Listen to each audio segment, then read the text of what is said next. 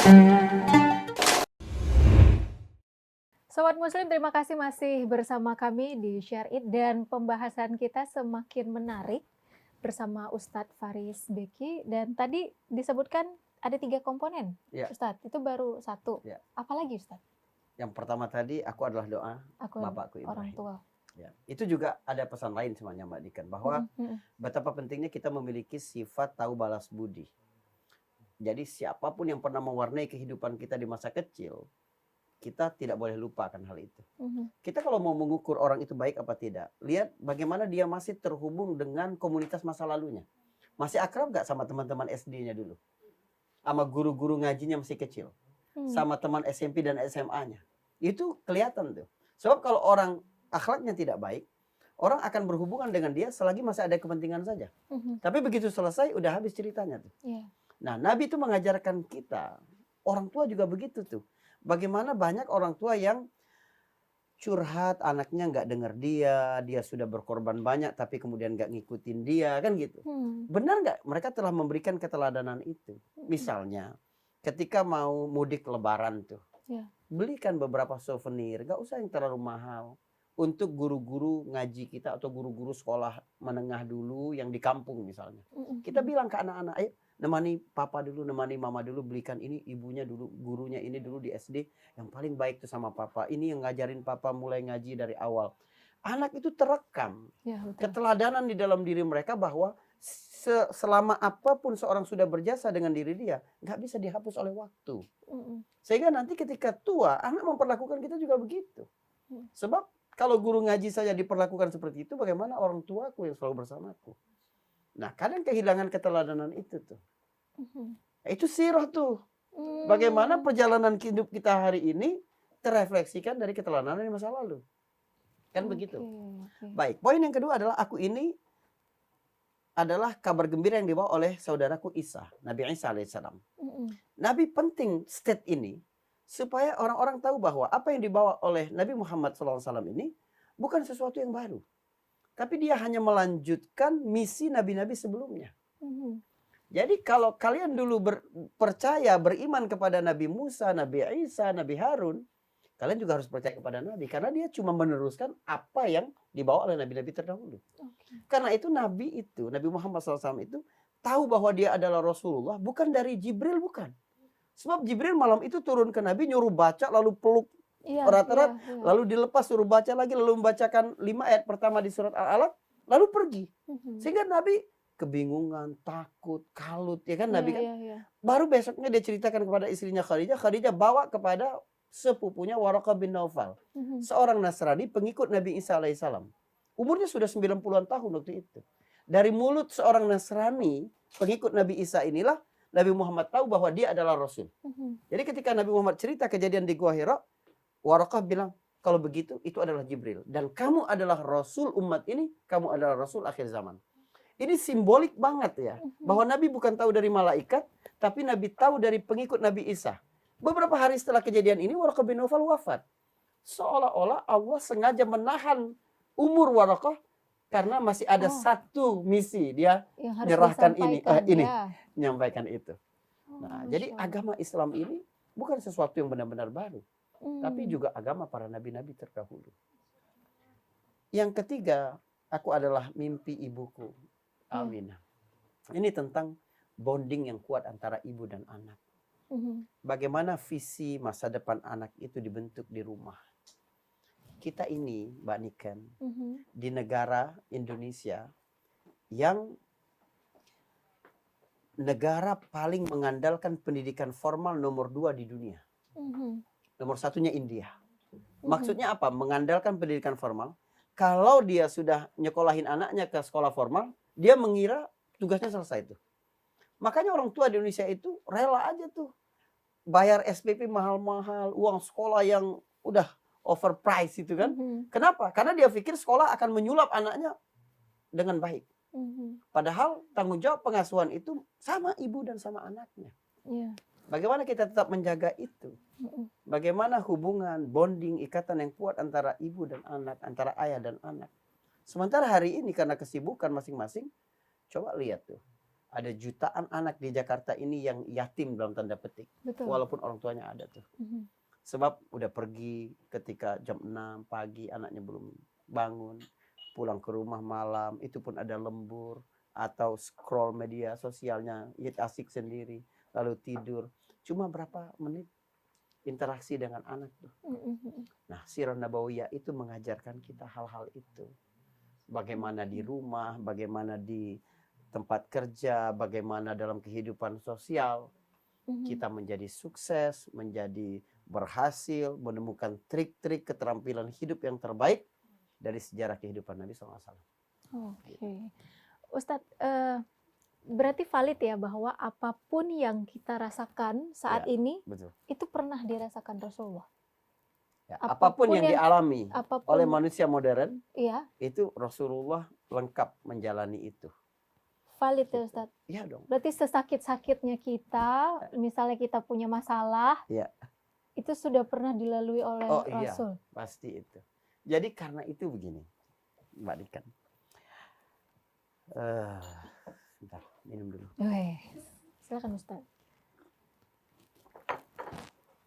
Bahkan kalau saya sebutkan bahwa Nabi itu menjalankan satu peran saja, itu ternyata rentetannya itu luas sekali. Ya. Misal saya bilang Nabi adalah suami teladan bagi setiap muslim.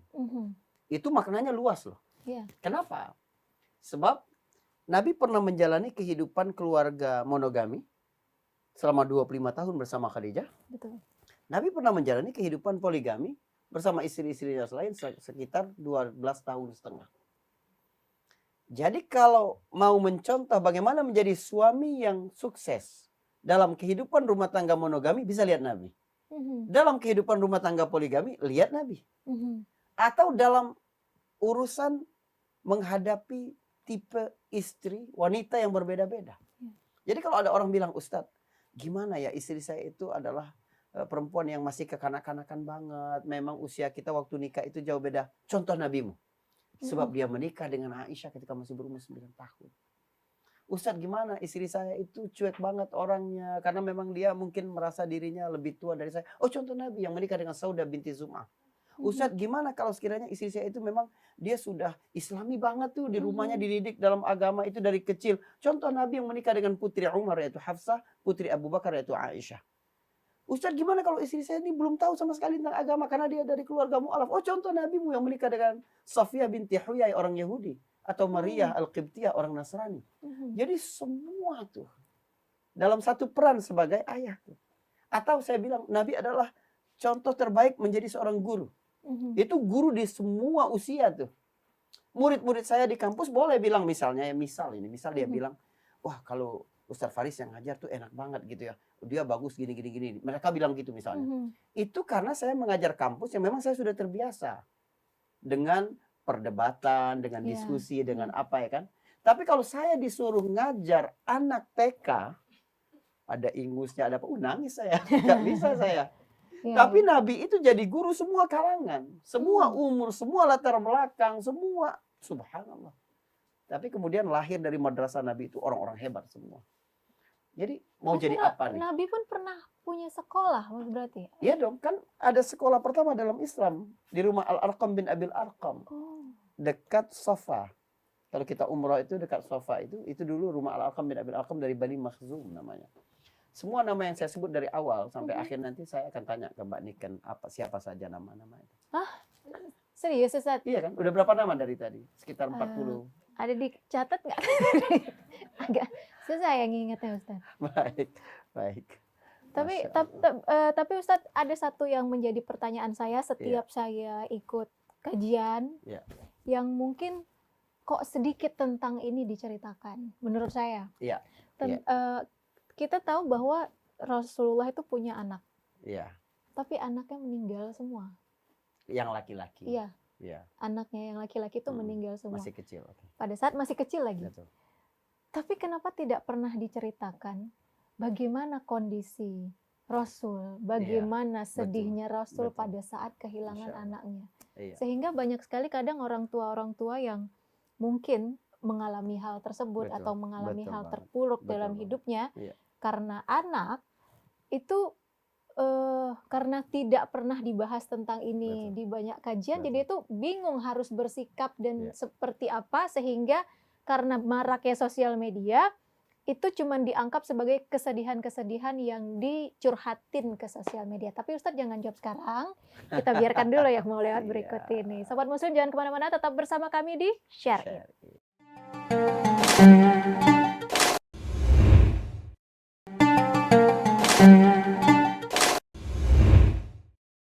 Sobat Muslim, terima kasih masih setia bersama kami di Share It. Dan Ustadz langsung saja kita lanjutkan pembahasan yang tadi tentang bagaimana sih kondisi Rasulullah ketika kehilangan anak laki-lakinya. Ya. Nabi itu sebenarnya diuji dengan kehilangan itu dari sejak kecil. Jadi kalau kita mau melihat bagaimana Allah mendidik Nabi, itu lihat ketika dia dari kecil. Nabi itu diyatimkan berkali-kali ketika kecil. Saat dia masih dalam kandungan, ayahnya meninggal. Saat berumur 6 tahun, ibunya meninggal. Kemudian saat berumur 8 tahun, kakeknya meninggal. Lalu kemudian anaknya Al-Qasim meninggal. Anaknya Abdullah meninggal. Karena Allah ingin mengajarkan kepada Nabi bahwa kamu boleh mencintai siapapun dalam hidup. Tapi pada saatnya dia akan pergi. Kesadaran akan hakikat dunia itu adalah kunci kebahagiaan lain dalam hidup. Orang kenapa sedih berlarut-larut? Sebab dia merasa ketika dia mencintai sesuatu, maka sesuatu itu harus abadi bersama dia. Tapi Nabi sejak kecil sudah diajarkan oleh Allah tentang hakikat itu. Bahwa dunia ini tidak abadi. Tapi bukan itu berarti kemudian menghapus sisi manusia Nabi. Jadi waktu anak Nabi Ibrahim meninggal, Nabi SAW itu menangis di kuburannya. Sahabat Nabi Abdurrahman bin Auf yang ada di sebelahnya itu heran. Kok Nabi kayak enggak ikhlas gitu kan? Iya. Abdurrahman bin Auf bilang, "Wa anta ya Rasulullah, kamu juga nangis ya Rasulullah." Apa kata Nabi? "Al-ainu tadma' wal qalbu yahzan wa la naqulu illa ma yarda rabbuna." Mata dapat mengeluarkan air mata, hati dapat bersedih, tapi kata-kata tidak boleh keluar kecuali sesuatu yang diridhoi oleh Allah. Kita nggak boleh mengatakan sesuatu yang tidak diridhoi oleh Allah. Kalau kita protes kepada takdir, itu kan tidak ridho kita kepada Allah tuh. Tapi kalau bersedih, menangis, itu sesuatu yang manusiawi sekali tuh. Sama seperti ketika Allah Subhanahu Wa Taala berkata kepada Nabi, "Alam nashrah laka sadrak." Bukankah kami sudah lapangkan dadamu untukmu? Berarti kan dada Nabi itu kadang lapang, kadang sempit dong. Satu yang manusiawi sekali. Jadi jangan mengabaikan sesuatu yang menjadi hakikat atau realitas kehidupan manusia. Jadi Mbak Niken, gimana caranya biar hati kita ini lapang terus? Oh, nggak perlu itu. Karena kamu adalah manusia. Hati manusia itu memang kadang kontraksi, kadang relaksasi. Kadang menyempit, kadang lapang. Tetapi, apa yang menyebab hatimu sempit akan mendefinisikan siapa dirimu. Jadi saya tahu siapa Mbak Niken. Kalau Mbak Niken kasih tahu saya, apa yang menyebabkan Mbak Niken bersedih. Kalau seseorang bersedih karena perkara-perkara sepele, berarti dia orang-orang rendah. Tapi kalau yang membuat sedih adalah hal-hal besar, ini orang penting. Ini mulia tuh. Nabi mustahil sedih karena urusan dapur. Sebab Aisyah pernah bercerita kepada ponakannya Urwah bin Zubair. Ini nama ke-52 yang saya sebut. Nabi pernah berkata kepada ponakannya Urwah bin Zubair, kami ini biasa dapur rumah Rasulullah ini tidak berasap selama 3 kali bulan sabit. Urwah itu tanya, jadi apa yang bikin kalian tetap bisa bertahan hidup? Kurma dan air putih, cuma itu saja. Jadi Nabi nggak mungkin bersedih karena urusan makanan tuh. Nabi juga nggak mungkin bersedih karena urusan rumahnya, tempat tidurnya. Umar pernah masuk, Nabi baru bangun dari tidur siang, berbekas dari tempat tidur Nabi yang kasar. Umar menangis. Nabi tanya, kenapa kamu nangis? Ya Rasulullah, raja-raja di Persia, coba bayangkan, menyembah api, tidur di kasur yang empuk, beralaskan sutra, dipan dari emas. Sementara engkau kekasih Allah tidur begini. Kata Nabi, ya beginilah kenabian. Apakah kamu tidak ridho? Mereka diberikan dunia, kita diberikan akhirat. Berarti Nabi bersedih bukan karena hal-hal sepele. Bukan karena hal-hal receh. Apa yang menyebabkan Nabi bersedih? Nabi bersedih, kenapa masih banyak orang yang menyekutukan Allah? Kenapa masih banyak orang yang tidak taat kepadanya? Kenapa masih ada orang yang nggak bisa diselamatkan dari api neraka? Harusnya yang membuat kita sedih itu bukan karena nggak bisa liburan, enggak. Tapi yang membuat kita sedih misalnya, kok saya sampai umur 30 tahun, 40 tahun, kalau baca Quran, satu lembar itu cuma paham 2 kata doang. Harus hal besar seperti itu yang bikin kita sedih tuh. Kenapa dalam waktu selama ini selalu telat untuk sholat subuh? Kenapa? Jadi harus hal-hal yang besar. Begitu juga kehilangan anak. Biasa, sedih, itu manusiawi. Tapi apakah ujian itu membuat kita lebih dekat kepada Allah? Atau justru protes dengan takdir-takdir Allah? Padahal dia tidak mungkin memutuskan takdir kecuali pasti yang terbaik untuk kita. Benar. Tapi kenapa sih Ustadz Allah itu mendesain kehidupan Rasulullah tuh kayaknya beda banget gitu sama kehidupan nabi-nabi sebelumnya? Iya. Nabi dulu, nabi-nabi yang terdahulu, dia kan cuma untuk umat tertentu, pada masa tertentu, ya kan, di geografi tertentu. Artinya lebih tidak majemuk kan. Oke. Sementara Nabi ini memang didesain untuk menjadi teladan bagi seluruh umat manusia dari seluruh adat, budaya, tradisi, tantangan-tantangan hidup, perubahan teknologi yang luar biasa, tapi dia terus bisa menjadi contoh yang baik. Berarti ini memang dipersiapkan. Memang dipersiapkan. Makanya ada pengalaman keluar angkasa oleh Nabi. Karena dia bakal jadi contoh bagi orang yang keluar angkasa. Peristiwa Isra Mi'raj. Peristiwa Isra Mi'raj. Jadi ada peristiwa-peristiwa itu. Ada membelah bulan, coba bayangkan. Karena nanti manusia bakal ke bulan. Ada peristiwa-peristiwa yang ya luar biasa lah dalam diri Nabi SAW yang itu tidak ada pada nabi-nabi terdahulu. Sebab mereka cuma disiapkan Allah sebagai teladan bagi kelompok manusia tertentu pada zaman tertentu. Kalau ini kan tidak. Allah itu sudah tahu bahwa dunia ini akan berubah seperti apa. Tapi kita akan lihat bagaimana kehidupan manusia itu dapat mencontoh kepada Nabi SAW. Baik. Kalau kondisinya dengan manusia saat ini, yang kan tadi Ustadz sempat bilang, apapun itu korelasikanlah dengan akhirat. Yang tadi Ustadz bilang seperti itu. Tapi rasa-rasanya melihat kondisi yang kita bisa lihat bersama itu, kayak orang zaman sekarang tuh kayak nggak ada takut-takutnya lagi sama akhirat. Karena ketika bisa kita bilang, udahlah nanti juga dihisap. Kayak ketika ada yang ngomong kayak gitu tuh. Iya. Kayak, jadi dia mikir dunia aja nggak mikir akhirat gitu. Ada yang seperti itu. Jadi setiap kita bilang, jangan gitulah, apalah kita ketika kita memberikan saran gitu, dia dengan santai kadang jawab, udahlah nanti yang dihisapkan aku, udah kayak emang benar-benar kondisi yang nggak takut lagi gitu loh Ustadz. Itu kita menyikapinya harus seperti apa, dan ketika kita berkaitan dengan sirah ini, apa yang mesti kita kuatkan di dalam diri kita yang pada akhirnya kita nggak keluar jalur. Iya, bagus sekali, insya Allah. Kalau kita buka Al-Quran, Al-Quran itu di halaman pertama setelah Al-Fatihah, itu bicara ciri-ciri orang yang sukses. Ciri pertama orang sukses itu adalah alladzina yu'minuna bil ghaibi. Orang yang percaya dengan hal-hal gaib. Kita nih dari kecil, yang membuat akhlak kita ini terjaga, kita takut menzalimi orang, karena kita sudah dikenalkan oleh orang tua kita kepada hal-hal yang gaib. Biar masuk sorga nak, sorga itu abstrak, nggak kelihatan sekarang. Jangan nak, nanti masuk neraka, neraka itu juga gaib. Berpahala nak, pahala itu gaib. Ini dosa nak, dosa itu gaib. Tapi itu yang kemudian muncul kesadaran di dalam diri kita untuk menjadi lebih baik. Jadi bagaimana itu menjadi motivasi paling tinggi dalam kehidupan manusia. Cuma kan manusia sekarang, dia membedakan mana yang duniawi sama akhirat saja kadang tidak benar. Coba menurut Mbak Niken nih, apa yang dimaksud dengan apa saja perkara dunia, apa saja perkara akhirat? Bekerja, berbisnis, meniti karir, ya kan? Itu urusan apa tuh? Urusan dunia. Urusan dunia. Tapi kalau ngaji, umroh, sedekah, baca Quran, urusan akhirat. Itu keliru. Urusan dunia dan akhirat itu bukan ditentukan oleh jenis pekerjaan, tapi motivasi beramal. Jadi seorang pergi haji, walaupun semua mata manusia bilang dia melakukan perbuatan akhirat, kenapa pergi haji?